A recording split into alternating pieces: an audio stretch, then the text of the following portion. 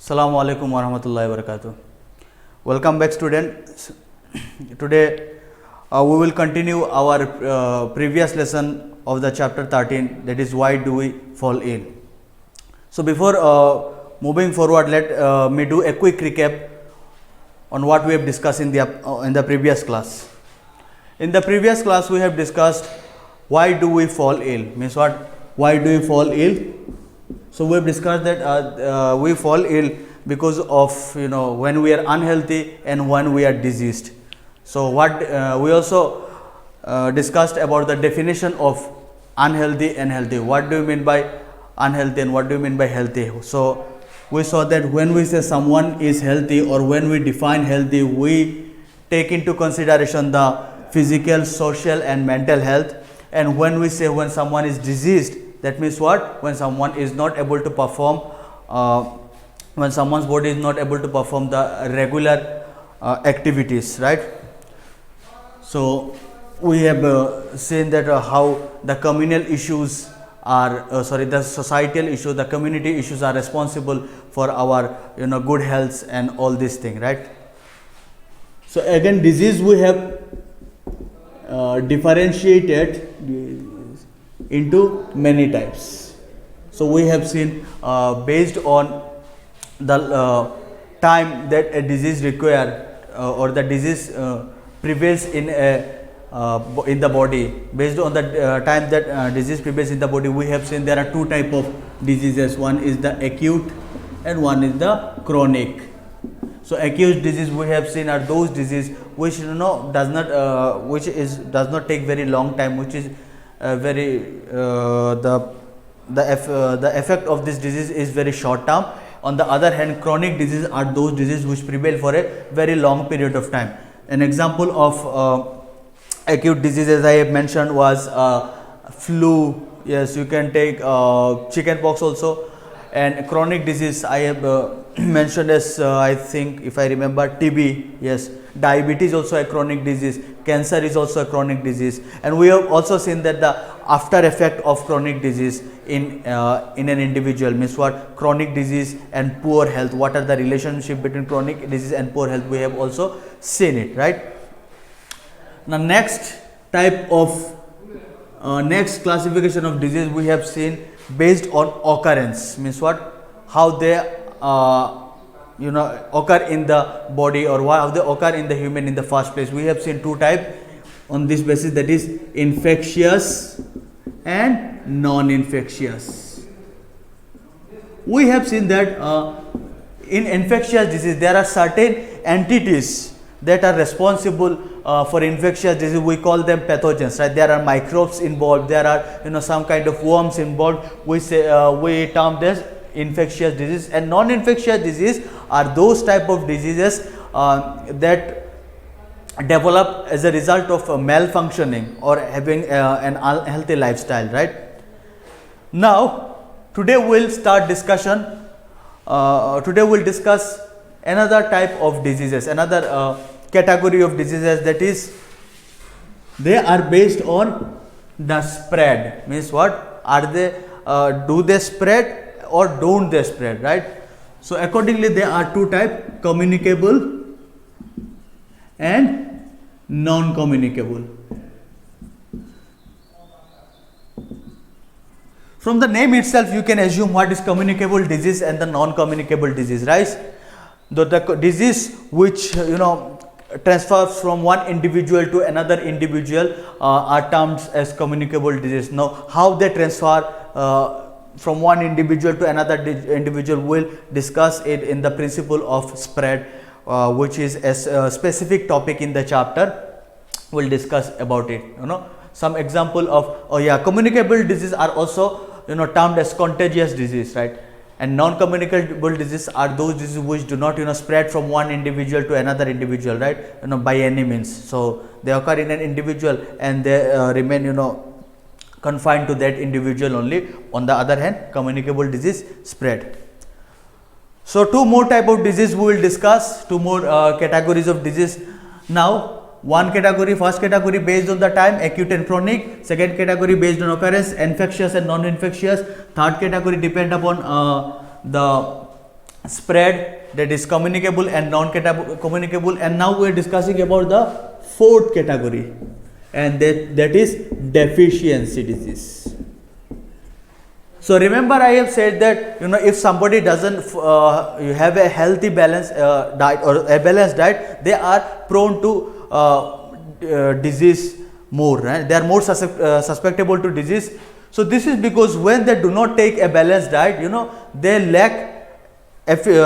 lack important nutrients in the body, right? Important vitamins, important minerals in their body. As a result, they develop certain diseases due to lack of those essential nutrients. Some deficiency disease you can cite as example are due to lack of vitamin A, night blindness. Lack of vitamin A, they develop night blindness or poor sight due to lack of vitamin B, beriberi. Due to lack of vitamin C is scurvy, right? Beriberi, scurvy. Vitamin D, muscle, lack of vitamin D, poor bone deformation, or the bones become weak, So these are some deficiency disease, and if you see due to some lack of mineral, there are other deficiency disease. Suppose if there is a lack of iron in their body, you can suffer from anemia. Okay, and the fifth category is hereditary disease. Hereditary diseases. Now, hereditary diseases are those diseases which transfer from parents to offspring, right? Suppose if you are unfortunate enough, if any individual is unfortunate that that his parents has some specific type of disease that transfer from parents to offspring, so we term those diseases as hereditary diseases. So some example of hereditary diseases are hemophilia. In this type of diseases, the mechanism of blood clotting is not very efficient. As a result, it may be fatal, means what, somebody can die out of hemophilia. And another one is sickle cell anemia. Sickle, what is sickle? Sickle is a tool that is used by farmer to cut the crops, which is usually a crescent shaped tool, right? Some crescent shaped tool, I think you are well aware of it. Sickle shape, somewhat like this. The blood cell, the RBCs are generally disc shape, round shape. Sorry, no nucleus is there. So in sickle cell anemia, what will happen? The RBC will break down and it will become sickle shaped, right? And then the efficiency of RBC will decrease, and as a result, there are lot of problem will arise due to inefficient functioning of RBC, like the blood clot will be affected, the transfer of gases, the CO2, O2 will be affected, hemoglobin, everything will be affected. So these diseases like sickle cell anemia and hemophilia can be transferred from parents to offspring. Okay, now we will discuss about infectious agents. So we have seen that infectious diseases are those diseases that transfer from parents. Infectious diseases are those diseases that are caused by certain pathogens, means what, certain organism, be it microbial or be it worm. So those agents that are responsible for infectious disease are known as infectious diseases. They may be bacterial or bacteria, it may be virus, protozoa, fungi or worm. Now the disease where bacteria is responsible are termed as bacteria. The infectious disease, to be more specific, the infectious disease where bacteria is responsible are termed as bacterial disease. So two example of bacterial disease we can say is cholera and TB or tuberculosis.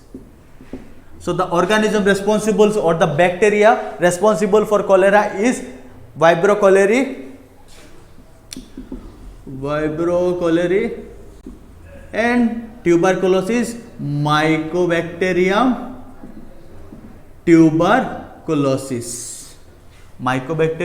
tuberculosis.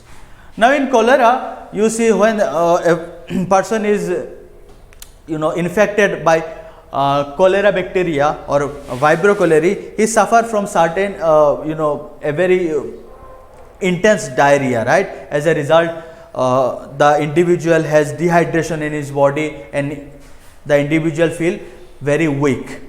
And in tuberculosis, what do you see? Tuberculosis is a respiratory disease, right? The TB bacteria will infect the lungs. As a result, there will be chest pain, difficulty in breathing. We'll see all those symptoms and effect.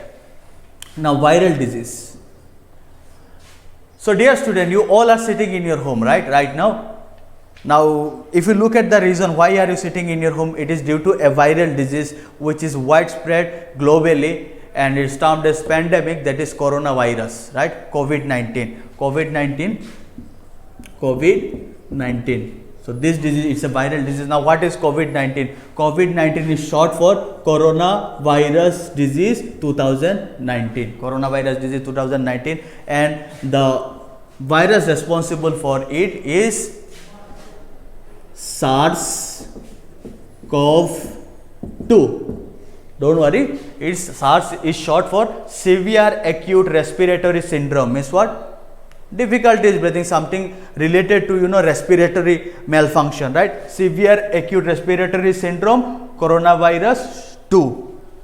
So you are well, I think you are well aware about the symptom of coronavirus, difficulty in breathing, dry cough. So these are the symptoms of coronavirus. Another one which is very important is AIDS, acquired immunodeficiency syndrome, which the causative virus is HIV, is human immunodeficiency virus. So what exactly happens when you are infected, when an individual is infected by HIV? When an individual is infected by HIV, he or she has a great impact on their immune system, right? The body's natural immune system is affected and they are destroyed by HIV.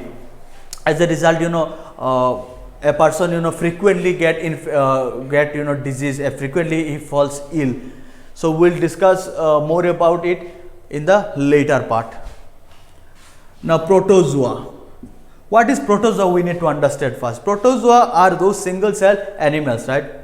So two diseases caused by protozoa. One we can say is very common example is malaria, and the protozoa responsible for malaria is Plasmodium,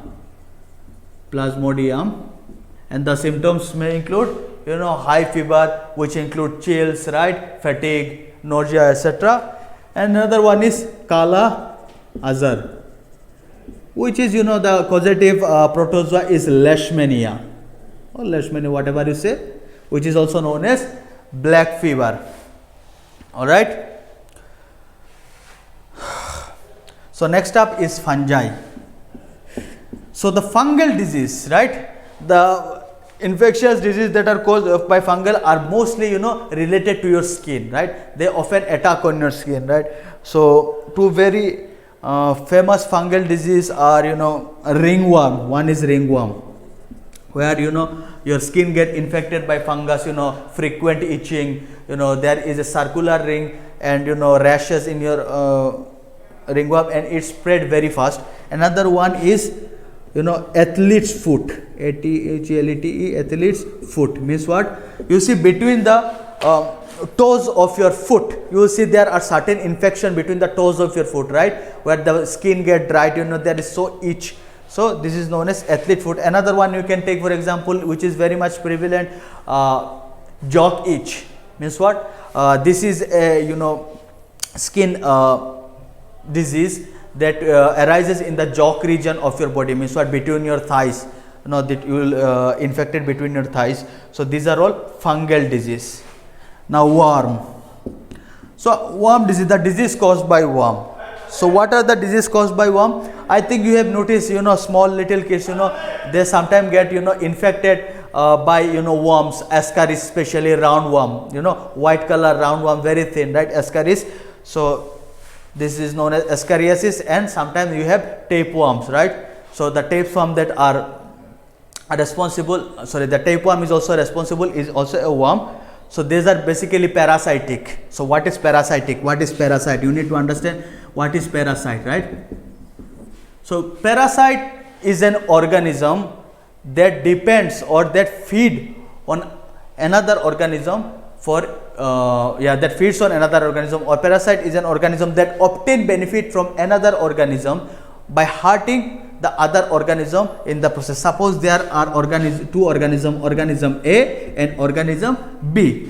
Organism A derives benefit from organism B, and in the process the organism B get harmed. So organism A is known as parasite and organism B is known as the host. Means what? The parasite derives its benefit from the host. So most of the worms are parasite, and there are so many hosts. In human we basically see ascaris and tapeworm. So infectious agents are discussed. So the next topic we will be discussing is means of spread. Means of spread. This is a very important topic, right? If you want to keep yourself disease free, or if you want to avoid disease, you have to pay very much attention towards means of spread. So right now you are in your home, right? Why you are in your home? You are isolated. You are basically isolating yourself, keeping yourself separate from the society, from the community, because you don't want to be affected by COVID-19, right? So you are doing what? You are stopping the spread of the virus. So virus can be spread, or sorry, virus not, the diseases can be spread basically by three forms: by air, by water, and by sexual activities. Sorry, okay. Air, water, sexual activity, we do not say, okay. By body fluid, yeah, to be more precise, we will say by body fluid. So the diseases that that are spread from one individual to another individual, we have discussed, right? Communicable and non-communicable disease, right? So this all the diseases which comes under communicable disease, they spread through certain medium. It may be air, it may be water, it may be body fluid. So the diseases that spread through air are known as airborne disease. Airborne diseases. Example of airborne disease are chicken pox. Chicken pox. One more example if I need to cite is TB or tuberculosis. Similarly, the disease that are spread to water are known as waterborne disease. Waterborne disease and waterborne. Example are cholera and cholera. You can say one example is cholera. Now, the disease that is spreaded through the transfer of body fluid, right? Through the transfer of body fluid, be it blood, be it mucus, be it any other body fluid, be it plasma or lymph, anything. So this is called so this type of disease spread through body fluid. A very common example of disease spread by body fluids is AIDS. Most of the STD or sexually transmitted diseases are spread by body fluids. One is AIDS, another if you see is syphilis. So how they are transferred? They are airborne and waterborne disease. They can be spreaded. If you have contact with the air or water of the infected person, and here the body fluid diseases, they are transferred if you have contact with their body fluid, be it blood, be it your mucus, be it your sperms. These are responsible for it.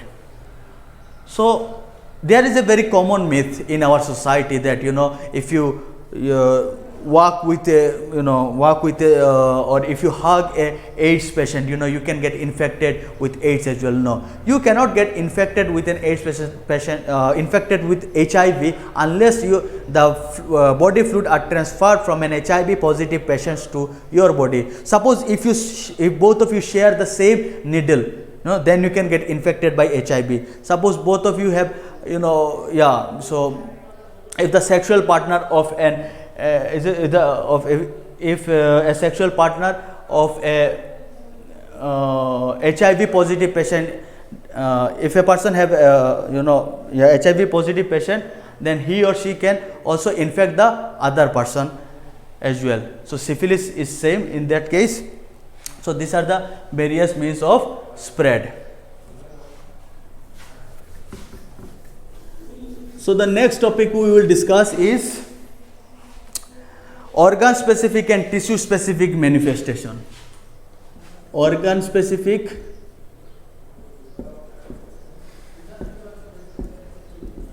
or tissue specific manifestation.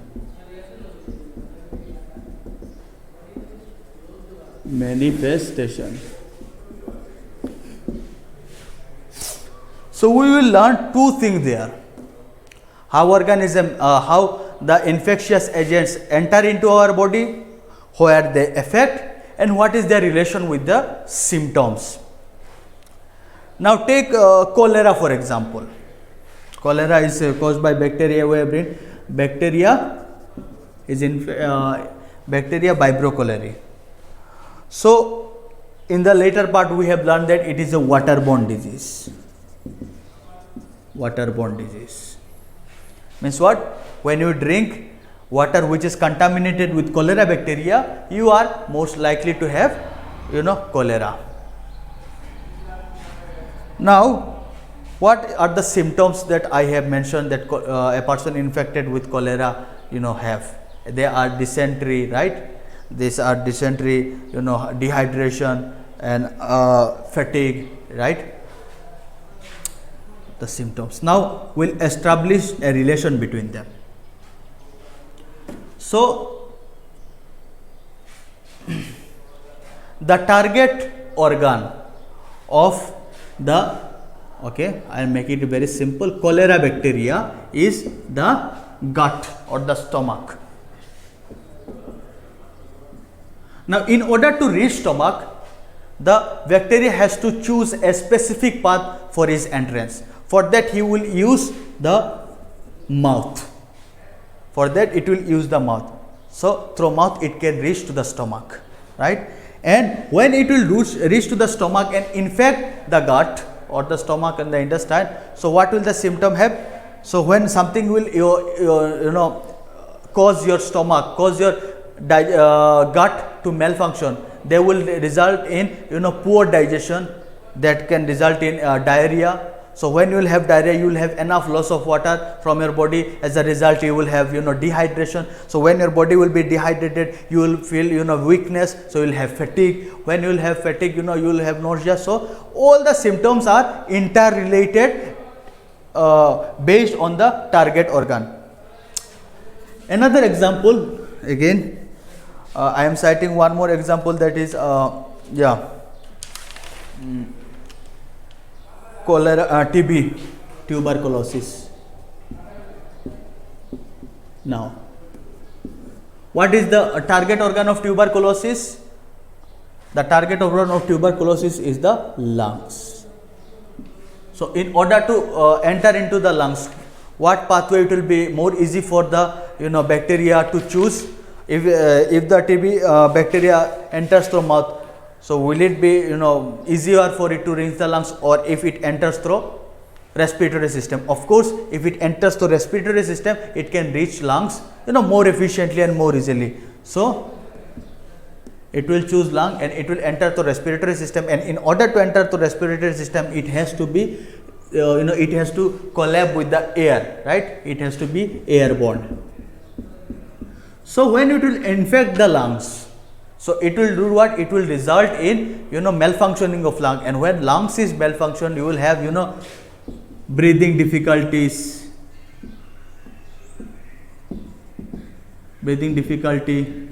chest pain, right? You will have breathing difficulty, you will have chest pain, and you will have all the other condition related to this breathing difficulty, like when you will have breathing difficulty, the oxygen and carbon dioxide supply of your body will be disturbed, and as a result you will feel no fatigue, means what, you will feel very tired and you will lose weight. So the main summary of organ specific and tissue specific manifestation is that the the pathogens or the infectious agents, they choose a specific target organ and they enter your body accordingly, and they do what, their symptoms are according to the organs of your body which is affected, right? So another very good example is AIDS. So the AIDS will enter with the help of body fluid, right? It will enter with the help of body fluid, and it will enter into your bloodstream and thus affecting your immune system, right? So when it will affect your immune system, what are the symptoms it will show? It will destroy the immune system, and when your immune system will be destroyed or affected, you will be more prone to diseases, and the diseases are less likely to be cured. All right. Okay. Now, principle of treatment.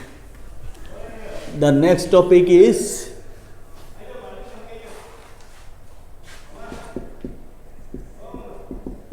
principle of treatment.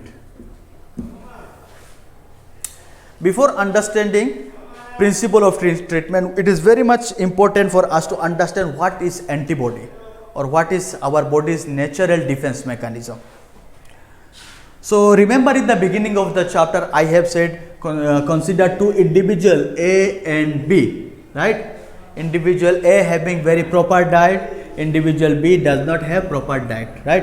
Individual A does more exercise, individual B is lazy. Individual A follows a healthy lifestyle, individual B does not. So who is more fit as per the definition? Who is more healthy? Obviously individual A.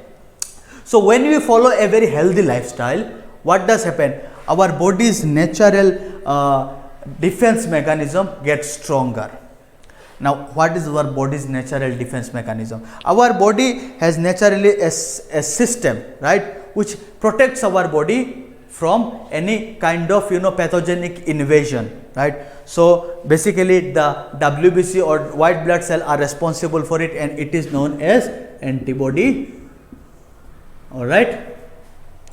So sometimes what happens, so every day we are getting infected, so our body is invaded by various unwanted infectious agent, but our body saves us from all those infectious agents with the help of antibody.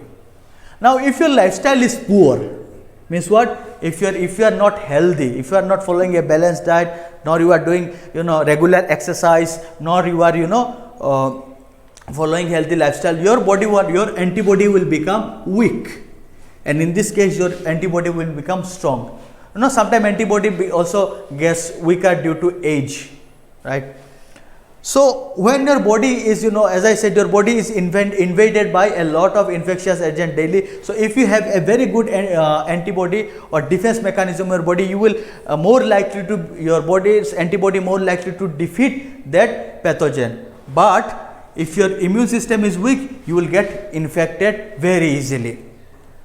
So when you will get infected very easily, what will happen? You will supply immunity from outside, right? You will supply immunity from outside, or you will supply AIDS from outside. AIDS means not this AIDS, is AIDS. AIDS means support from outside to fight for the disease, and you will go to doctor for that. At that time, to treat the disease, the doctor will prescribe two type of medicine. One will be the he will do two type of treatment. One is the causative treatment, and the other one is the symptomatic.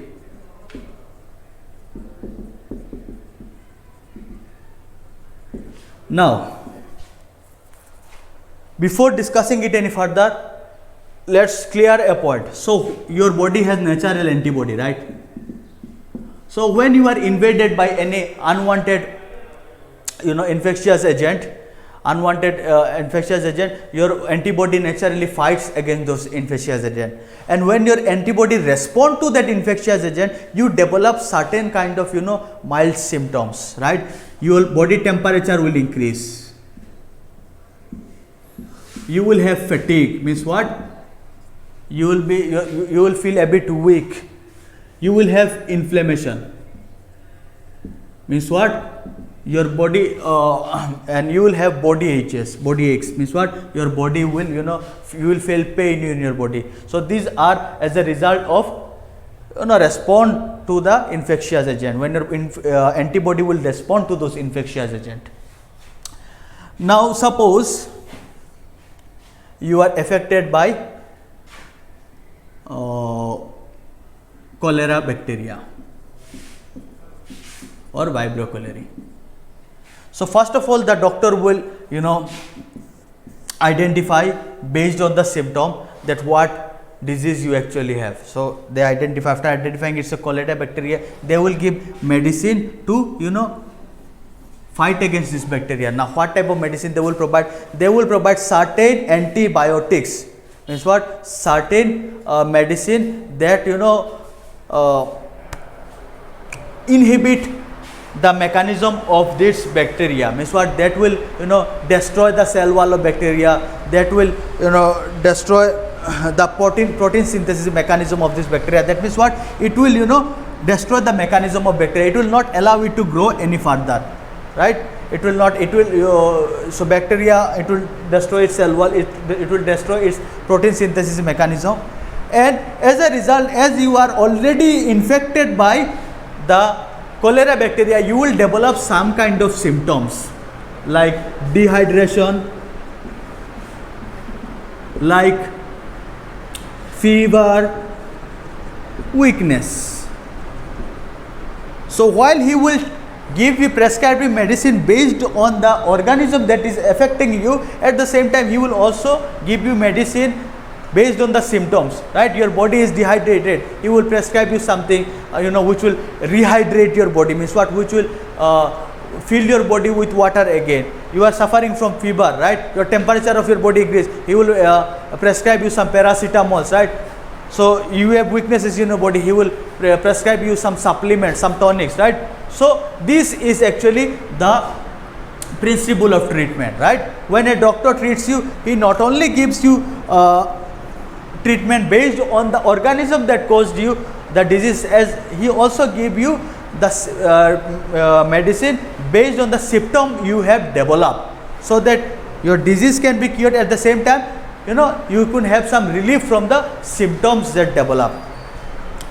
So other infectious agents like, bacteria, protozoa, worms, fungi, they can be, treated with the help of, antibiotics, right? Different kind of antibiotics. But same is not in the case of virus.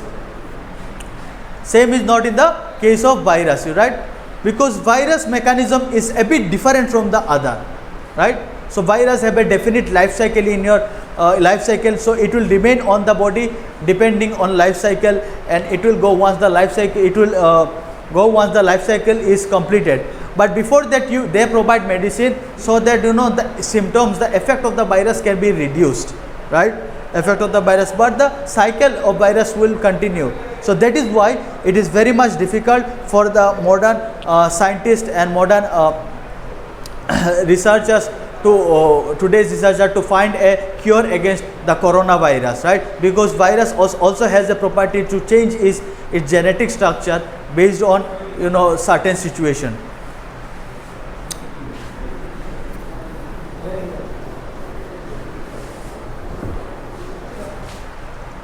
So the final point of this chapter is principle of prevention. Principle of prevention. there is a saying that prevention is better than cure. Means what?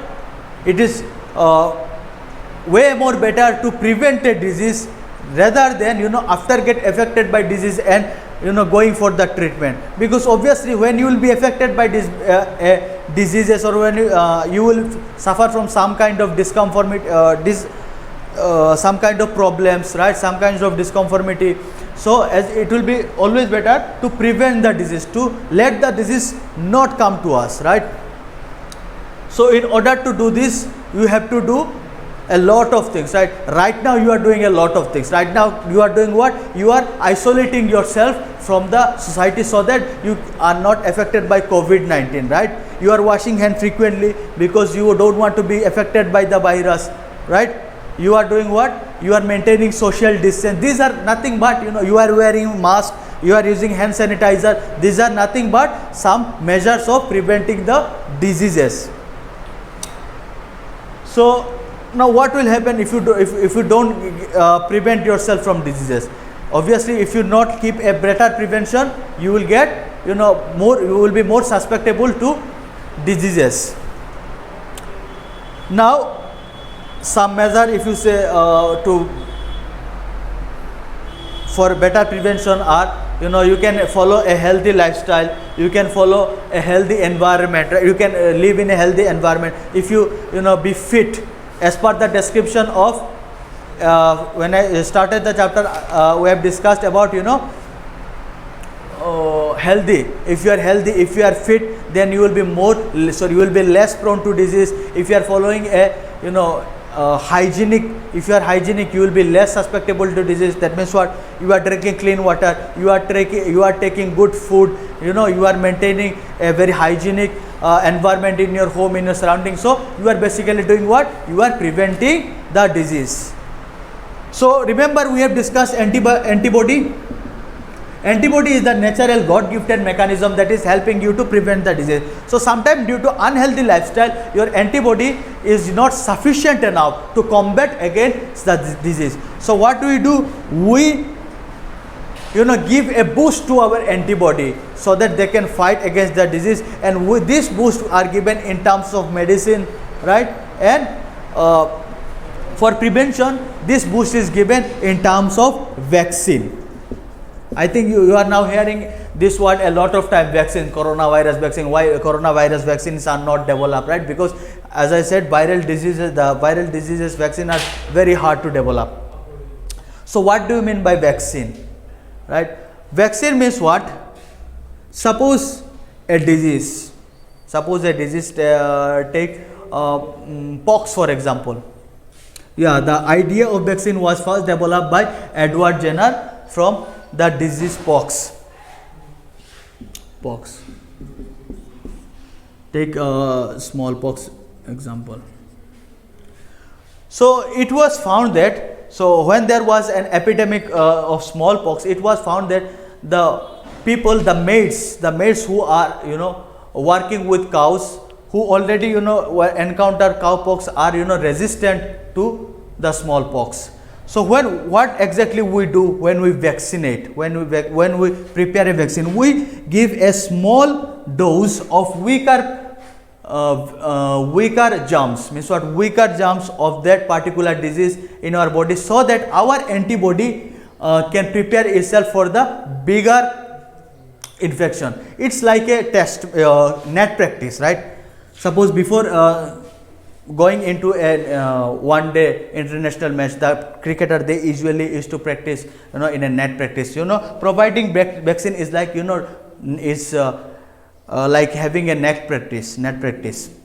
Means what? Our antibody is stimulated with certain weak vaccine against that particular diseases, so that when the main germ will affect our body, when the main pathogen that will affect our body, so that our antibody already have a memory of the vaccine, memory of the disease developed by this poor vaccine, or this vaccine, or the poor germs.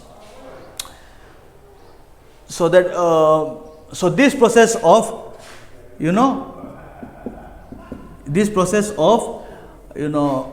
giving vaccine from outside is known as immunization. So what is immunization? Immunization is the providing vaccine against certain disease, or preparing your body not to be infected by certain disease by giving your body a dose of weaker germs of that particular disease before you are being affected by disease. So a very classic example you can see is that once you are affected by chicken pox, right, when you pox or measles, right, it is very much unlikely that your body will get affected in a very second time, because your body is already immune. Your body already had the taste of that particular germ. That is why your body is efficiently combating against that germ when it invade you for the second times, right? So we do the same thing artificially by giving a small dose of weaker germs in the form of vaccine, so that our body can be immunized. So this was the last topic of discussion. I hope you have understood the chapter, and you please go through the chapter once again, and as the notes are already supplied, you go through the notes. If you still face any difficulty, please mention your question in the comment section below, and do not forget to subscribe to our Al Hira National School channel and click on the bell icon, so that you never miss another classes, our online class. And please take care of yourself and do study hard in for the upcoming exam. I hope you all have a good day. Assalamu alaikum.